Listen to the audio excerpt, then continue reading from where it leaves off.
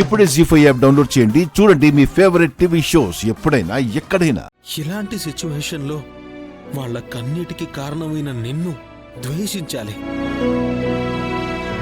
కానీ ఒక్క మాట కూడా నేను అనలేదు తెలుసా?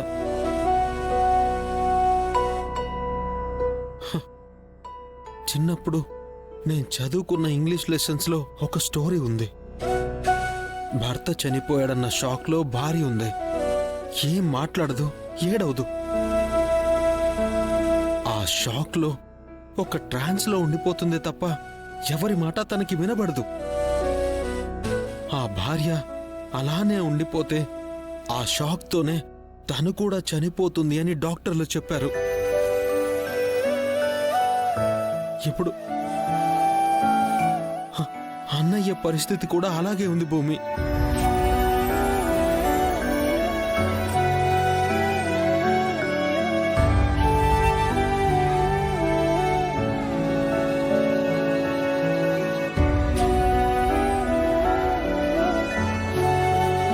షాక్లో ఉన్న భార్యని ఎలాగైనా బయటికి తీసుకురావాలని అందరూ మాట్లాడడానికి ప్రయత్నిస్తారు. తన గతం గురించి చెప్తారు, తన స్వీట్ మెమరీస్ గురించి చెప్తారు. కానీ దేనికి ఆ భార్య రియాక్ట్ అవ్వదు. ఒక ముసలామె అప్పుడే కొన్ని గంటల ముందు పుట్టిన ఆ భార్య బిడ్డను తీసుకొచ్చి తన ఒడిలో వేస్తుంది. ఒడిలో ఉన్న ఆ బిడ్డ ఏడుపుకి షాక్లో నుంచి ఆ భార్య బయటికి వస్తుంది. భర్త మీదున్న ప్రేమను మాతృత్వం జయించిందని చెప్పడం ఆ కథలోని నీతి. కానీ ఇక్కడ మాతృమూర్తైన పెద్దమ్మ అలాంటి షాక్లో ఉన్న అన్నయ్యని బయటికి తీసుకురాలేకపోతుంది. అసలు ఏం జరగనట్టే మాట్లాడుతున్నాడు.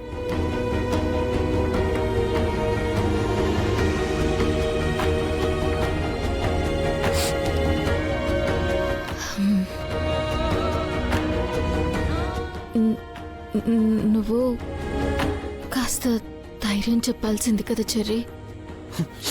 ధైర్యం కాదు భూమి, నేను ఒక సొల్యూషనే పట్టుకుని వెళ్ళాను. ఏంటా సొల్యూషన్? పెళ్ళి.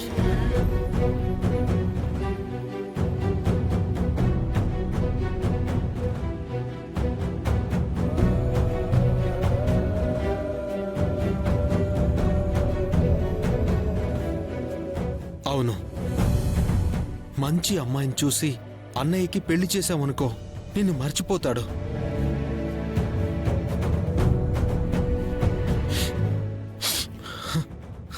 నీకో విషయం తెలుసా? అన్నయ్య దగ్గర ఒక మంచి గుణముంది భూమి. ఇష్టం లేని రెస్పాన్సిబిలిటీ తీసుకున్నా దాన్ని బరువుగానో కష్టంగానో ఫీల్ అవడు. ఇష్టంగా మార్చేసుకుంటాడు. ఆఫీస్లోనో పని విషయాల్లోనో అన్నయ్యతో కలిసి పనిచేసే వ్యక్తుల విషయంలోనూ ఇలాంటి ఎగ్జాంపుల్స్ని చాలా చూశాను. అందుకే అన్నయ్య గనక పెళ్లి చేసేసామనుకో, వచ్చినావిడ అన్నయ్యని మార్చడం కాదు, అన్నయ్యే మారిపోతాడు.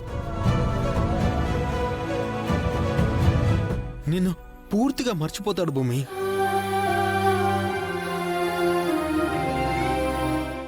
జీ5 యాప్ డౌన్లోడ్ చేసి అన్ని ఎపిసోడ్స్ పూర్తి ఉచితంగా చూడండి.